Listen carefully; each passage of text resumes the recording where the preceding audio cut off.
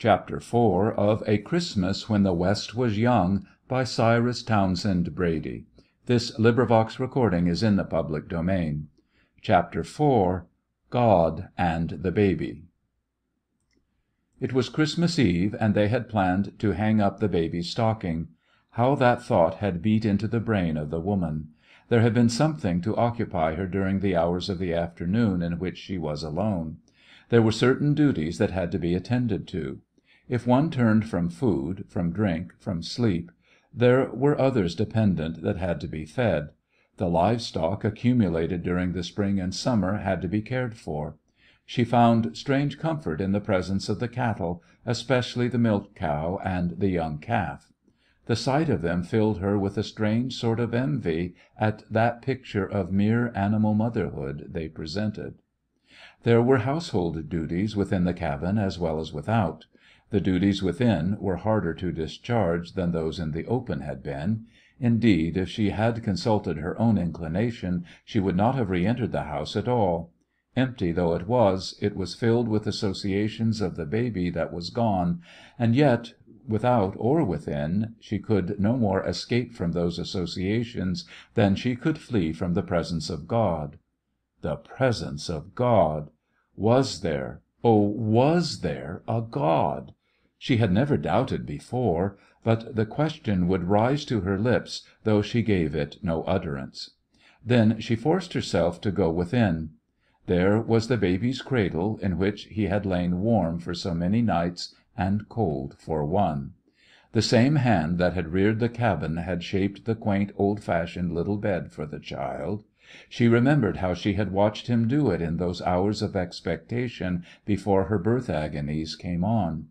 Tears had filled her eyes as she watched him gravely, but with great happiness in her soul, and tears filled her eyes now with a sadness as correspondingly great. She was not a demonstrative woman. She clenched her teeth, flung the thought back. She forced herself to go to the little cradle and smooth out the bedding, so soft, so sweet, so clean, so fresh, where he had lain so warm, and once so cold. A character less stern, less self-controlled, less absolutely restrained, would have put that cradle out of sight, but not she. They had laid the little body away in the ground, but somehow it was not there. There was a God, surely, and He and the baby were in the room.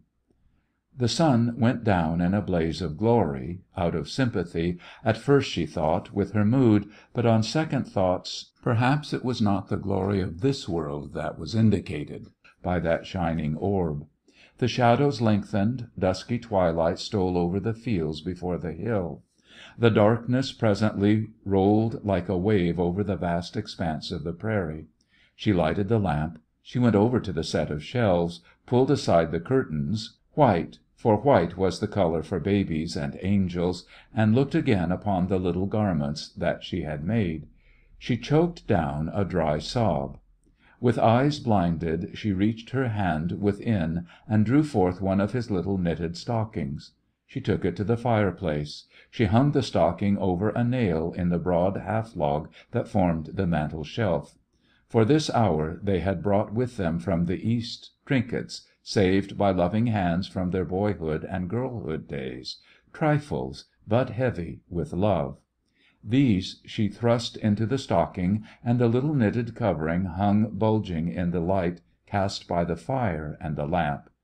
It was Christmas Eve, and she had hung up the baby's stocking. That was the room in which they slept.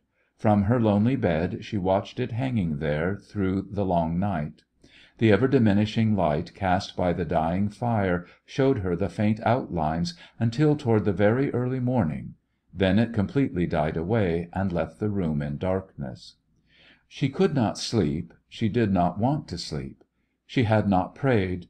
There had seemed to her nothing left to pray for, and had it not been for the baby's little face that sometimes came smiling to her out of the night, she would have doubted if there were a being to whom to pray. Toward morning she left her bed, wrapped the shawl around her shoulders, and barefooted, clad only in her nightgown, she went to the door. She opened it and stared without. The night was far spent, the day was at hand, a faint grayness bordered the eastern horizon. Low before her, blazing in the translucent pearl of the cold sky, was the great star of morning. It was Christmas Day. So had a star blazed over Bethlehem before wondering eyes centuries before. Shepherds in the fields had noticed it. Wise men from the East had followed it. Kings on their thrones had inquired about it.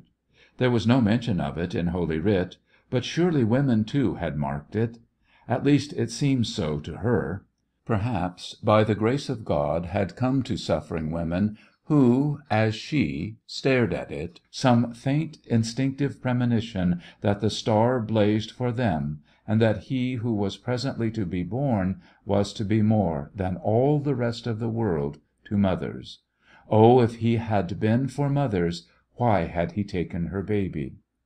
From where she stood, by turning her head, she could see the little mound, but she would not look that way. She kept her eyes fixed ever on the star. As she watched, clouds came.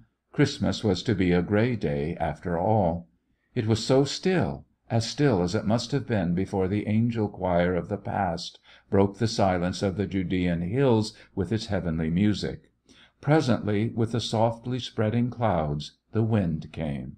She was suddenly conscious that she was cold. She shivered a little as she stood by the open door, watching. So Mary might have watched, before that Christmas morning, the star whose meaning even she so dimly knew. The woman at last went into the house and stopped by the empty cradle a moment. She kissed the stocking hanging before the fireplace. "Merry Christmas," she whispered, softly and sadly, sending her message to her baby out into the infinite, confident that he would hear. Presently she dressed herself, rekindled the fire, and went about her daily tasks, thanking God that she had these tasks to do, and wishing that they were harder and that the demand upon her was greater. If it had not been for the baby and God, she had decided at last that he was there, she would have died with the loneliness. After everything was done, and there was nothing more to occupy body and mind, she went outside, wrapped in the old shawl, sat down on the bench, and stared across the prairie in the direction whence her husband must come. She could see nothing of him, of course. It was too early for him, yet she waited and watched until she could bear it no longer.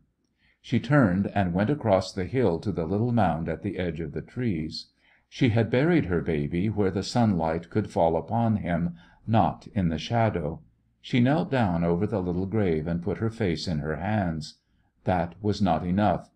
She stretched out her arms and fell gently forward and embraced the small mound of earth with her arms. She laid her cheek against it. It was so cold, and he must be cold. She could warm them both, perhaps. What strange madness possessed her thoughts as she clasped the place where he lay? She had eaten nothing, but the awful soul hunger that filled her being could not be satisfied with earthly food. The pain in her full, undrawn breasts, which otherwise had distressed her almost beyond endurance, was forgot because of the greater pain in her heart. It was Christmas Day, the day on which to the sons of men and the daughters of women a son had been born, a child had been given. But not to her.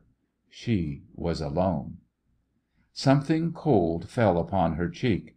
She opened her eyes, she rose to her knees and looked about her. The air was filled with whirling, sudden snow.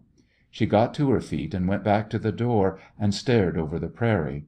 She could scarcely see even as far as the foot of the hill.